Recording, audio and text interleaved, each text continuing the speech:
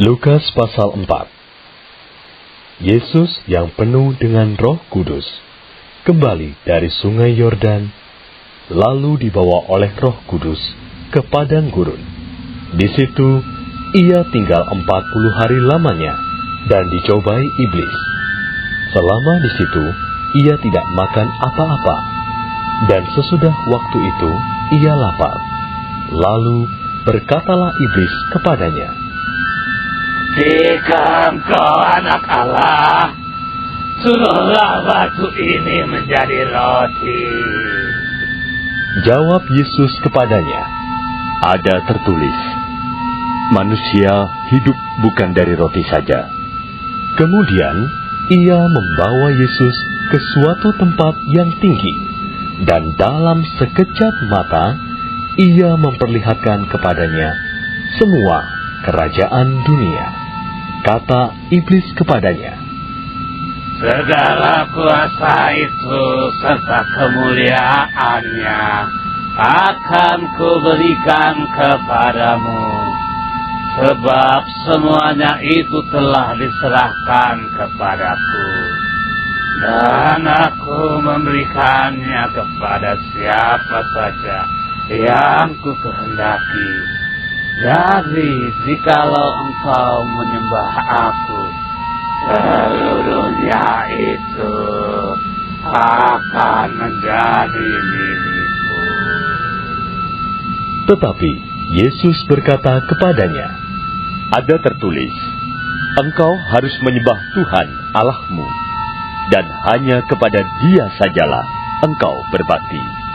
Kemudian ia membawa Yesus ke Yerusalem dan menempatkan dia di hubungan bait Allah, lalu berkata kepadanya, "Jika engkau anak Allah, jatuhkanlah dirimu dari sini ke bawah, sebab ada tertulis mengenai engkau, Ia akan memerintahkan malaikat-malaikatnya untuk melindungi engkau, dan mereka akan menatang engkau di atas tangannya, supaya kakimu jangan terantuk kepada batu."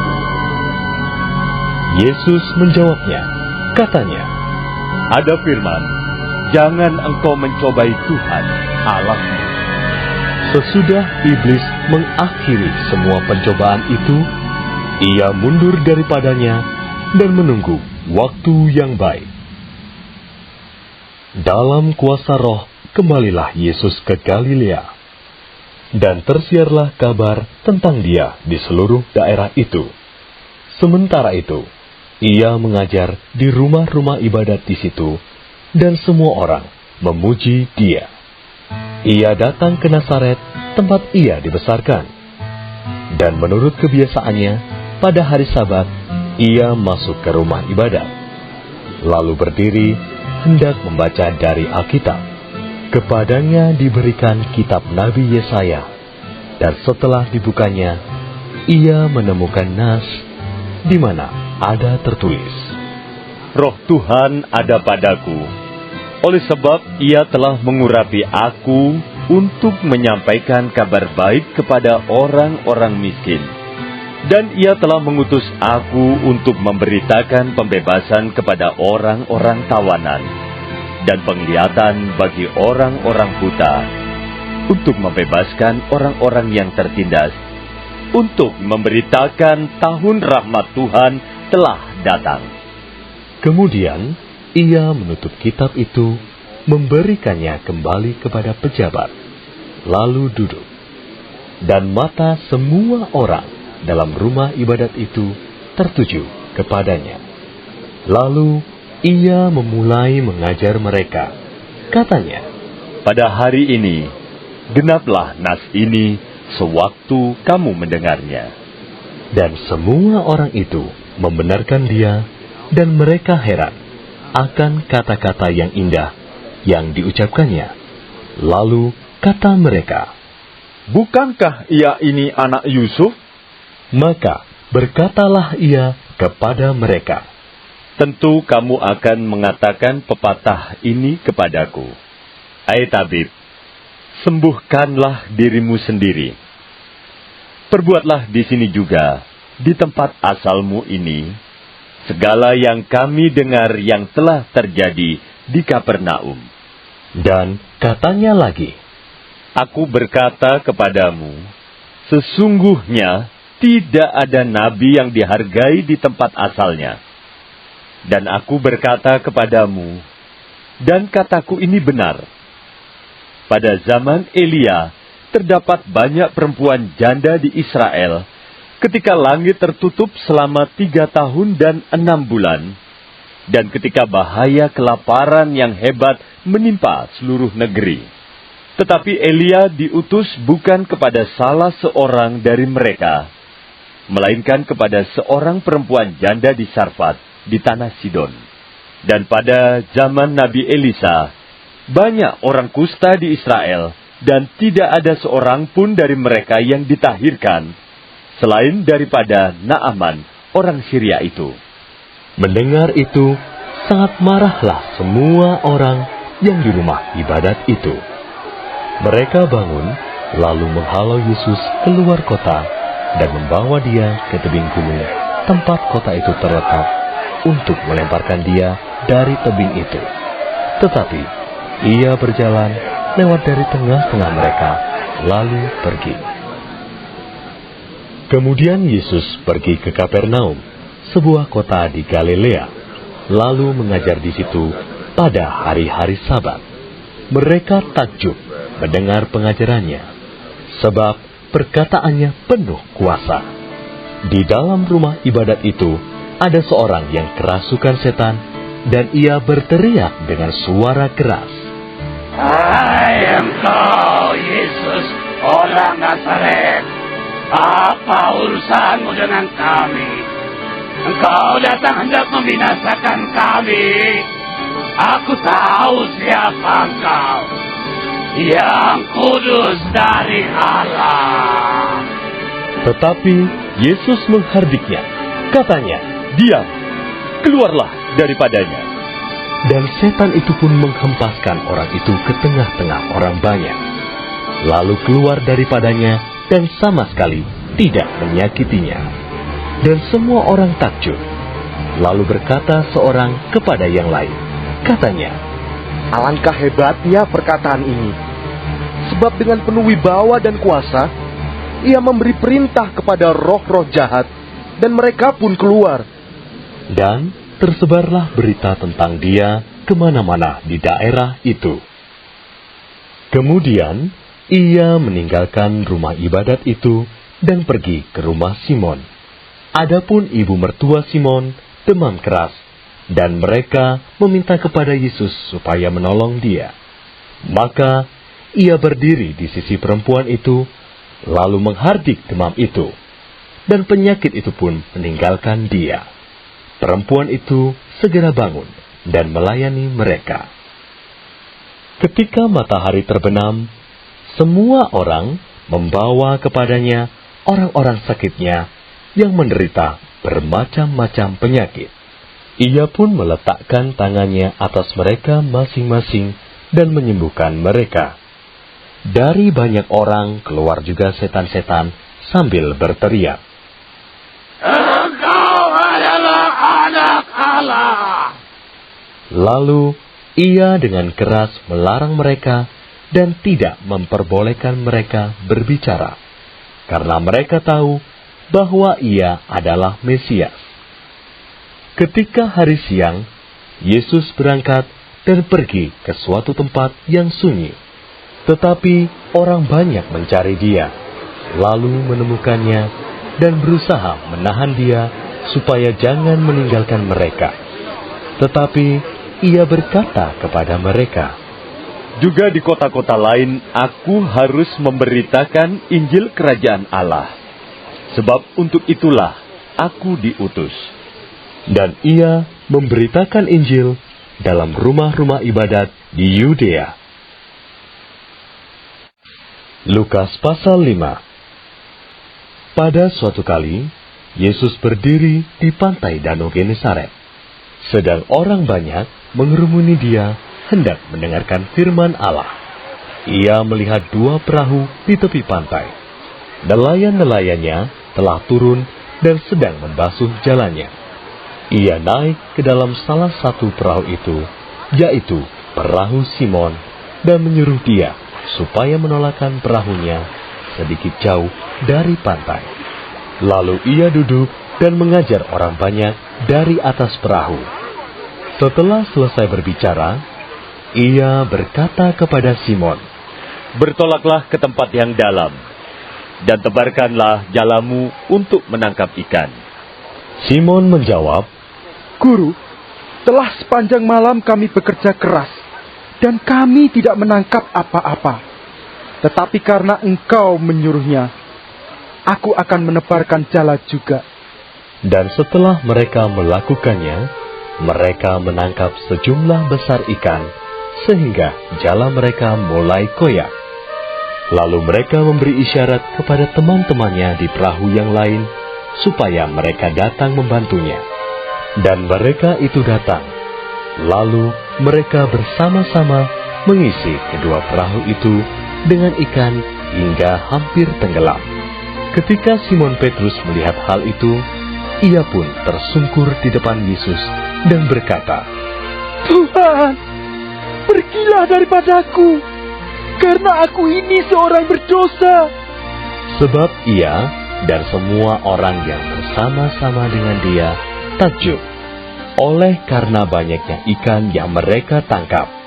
Demikian juga Yakobus dan Yohanes, anak-anak Zebedeus yang menjadi teman Simon.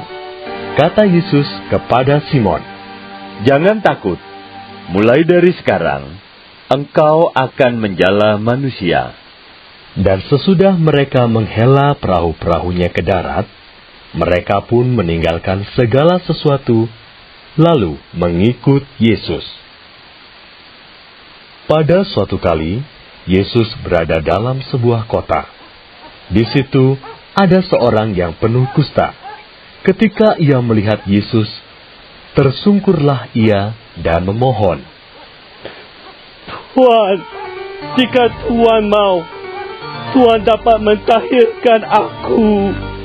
Lalu Yesus mengulurkan tangannya, menjamah orang itu, dan berkata, "Aku mau, jadilah engkau tahir."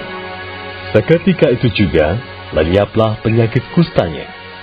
Yesus melarang orang itu memberitahukannya kepada siapapun juga, dan berkata, "Pergilah, perlihatkanlah dirimu kepada imam, dan persembahkanlah untuk pentahiranmu persembahan seperti yang diperintahkan Musa, sebagai bukti bagi mereka."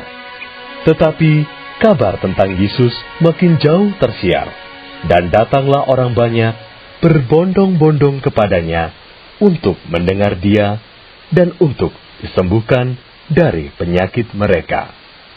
Akan tetapi, ia mengundurkan diri ke tempat-tempat yang sunyi dan berdoa.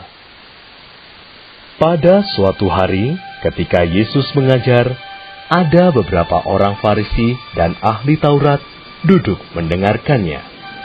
Mereka datang dari semua desa di Galilea dan Yudea dan dari Yerusalem.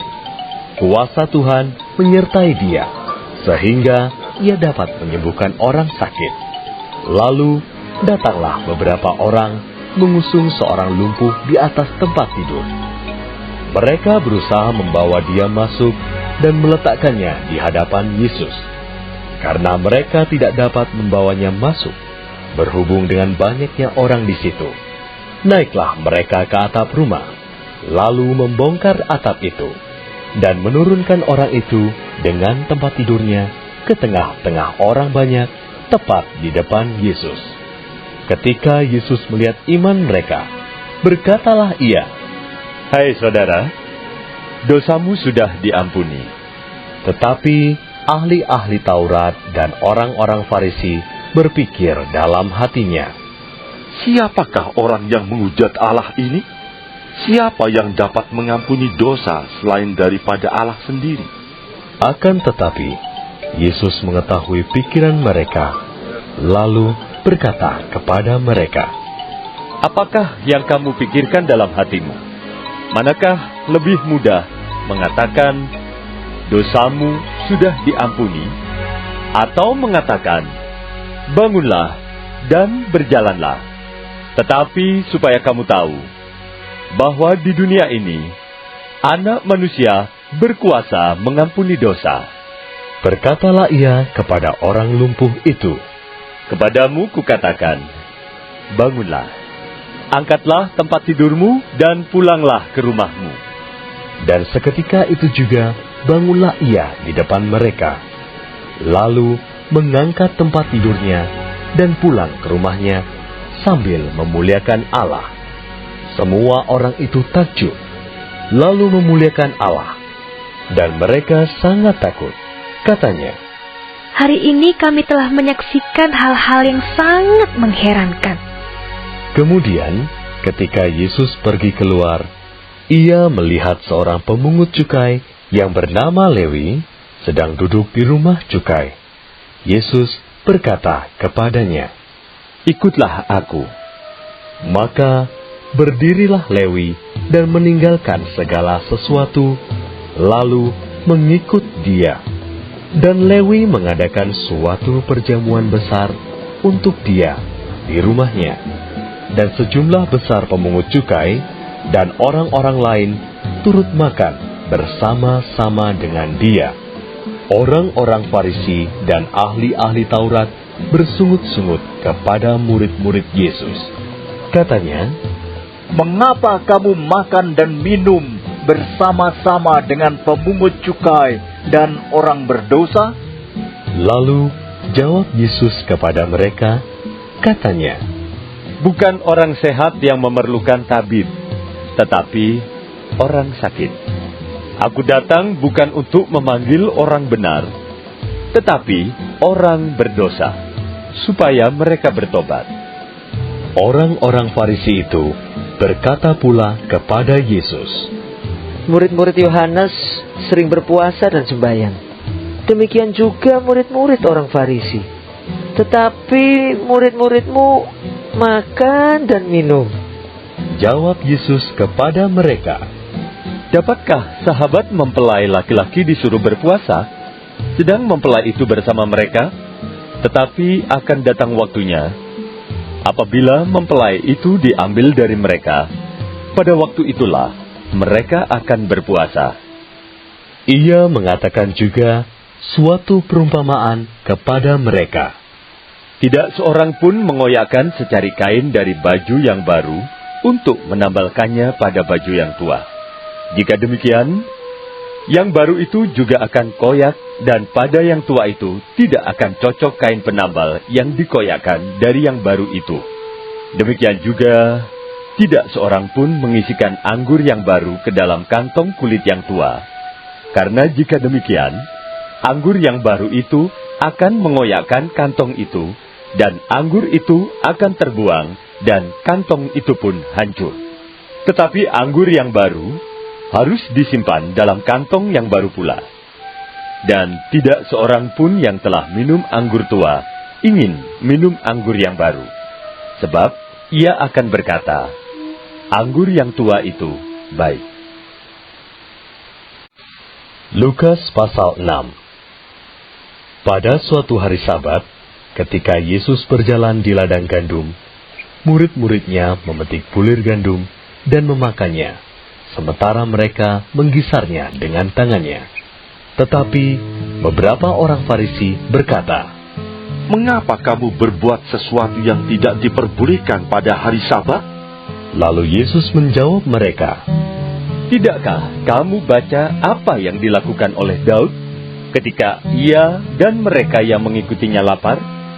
Bagaimana ia masuk ke dalam rumah Allah dan mengambil roti sajian, lalu memakannya dan memberikannya kepada pengikut-pengikutnya, padahal roti itu tidak boleh dimakan kecuali oleh imam-imam? kata Yesus lagi kepada mereka, Anak Manusia adalah Tuhan atas hari Sabat.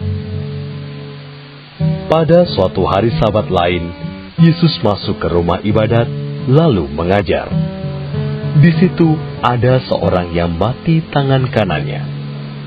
ahli-ahli Taurat dan orang-orang Farisi mengamat-amati Yesus. Kalau-kalau ia menyembuhkan orang pada hari Sabat, supaya mereka dapat alasan untuk mempersalahkan dia. Tetapi ia mengetahui pikiran mereka, lalu berkata kepada orang yang mati tangannya itu, "Bangunlah dan berdirilah di tengah." Maka bangunlah orang itu dan berdiri. Lalu Yesus berkata kepada mereka, "Aku bertanya kepada kamu, manakah yang diperbolehkan pada hari Sabat? Berbuat baik atau berbuat jahat, menyelamatkan nyawa orang atau membinasakannya?" Sesudah itu, ia memandang keliling kepada mereka semua, lalu berkata kepada orang sakit itu, "Ulurkanlah tanganmu." Orang itu berbuat demikian, dan sembuhlah tangannya. Maka meluaplah amarah mereka. Lalu mereka berunding, apakah yang akan mereka lakukan terhadap Yesus. Pada waktu itu, pergilah Yesus ke bukit untuk berdoa, dan semalam-malaman ia berdoa kepada Allah. Ketika hari siang, ia memanggil murid-muridnya kepadanya, lalu memilih dari antara mereka 12 orang, yang disebutnya Rasul, Simon, yang juga diberinya nama Petrus, dan Andreas, saudara Simon, Yakobus dan Yohanes, Filipus dan Bartolomeus, Matius dan Thomas, Yakobus anak Alfeus, dan Simon yang disebut orang Zelot, Yudas anak Yakobus, dan Yudas Iskariot yang kemudian menjadi pengkhianat.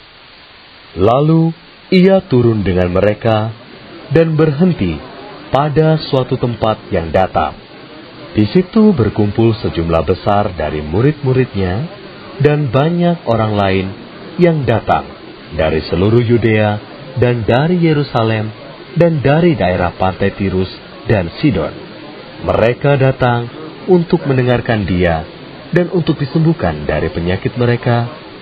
Juga mereka yang dirasuk oleh roh-roh jahat beroleh kesembuhan. Dan semua orang banyak itu berusaha menjamah dia, karena ada kuasa yang keluar daripadanya, dan semua orang itu disembuhkannya. Lalu Yesus memandang murid-muridnya dan berkata, "Berbahagialah, hai kamu yang miskin, karena kamulah yang empunya kerajaan Allah. Berbahagialah, hai kamu yang sekarang ini lapar, karena kamu akan dipuaskan. Berbahagialah, hai kamu yang sekarang ini menangis, karena kamu akan tertawa. Berbahagialah kamu, jika karena Anak Manusia orang membenci kamu, dan jika mereka mengucilkan kamu dan mencela kamu, serta menolak namamu sebagai sesuatu yang jahat. Bersukacitalah pada waktu itu, dan bergembiralah, sebab sesungguhnya upahmu besar di surga. Karena secara demikian juga nenek moyang mereka telah memperlakukan para nabi. Tetapi celakalah kamu, hai kamu yang kaya, karena dalam kekayaanmu kamu telah memperoleh penghiburanmu. Celakalah kamu yang sekarang ini kenyang, karena kamu akan lapar. Celakalah kamu yang sekarang ini tertawa, karena kamu akan berduka cita dan menangis. Celakalah kamu jika semua orang memuji kamu, karena secara demikian juga nenek moyang mereka telah memperlakukan nabi-nabi palsu. Tetapi kepada kamu yang mendengarkan aku berkata, kasihilah musuhmu, berbuatlah baik kepada orang yang membenci kamu, mintalah berkat bagi orang yang mengutuk kamu, berdoalah bagi orang yang mencaci kamu. Barang siapa menampar pipimu yang satu, berikanlah juga kepadanya pipimu yang lain. Dan barang siapa yang mengambil jubahmu, biarkan juga ia mengambil bajumu. Berilah kepada setiap orang yang meminta kepadamu, Dan janganlah meminta kembali kepada orang yang mengambil kepunyaanmu. Dan sebagaimana kamu kehendaki supaya orang perbuat kepadamu, perbuatlah juga demikian kepada mereka. Dan jikalau kamu mengasihi orang yang mengasihi kamu, apakah jasamu? Karena orang-orang berdosa pun mengasihi juga orang-orang yang mengasihi mereka. Sebab, jikalau kamu berbuat baik kepada orang yang berbuat baik kepada kamu, apakah jasamu? Orang-orang berdosa pun berbuat demikian. Dan jikalau kamu meminjamkan sesuatu kepada orang, karena kamu berharap akan menerima sesuatu daripadanya, apakah jasamu? Orang-orang berdosa pun meminjamkan kepada orang-orang berdosa, supaya mereka menerima kembali sama banyak.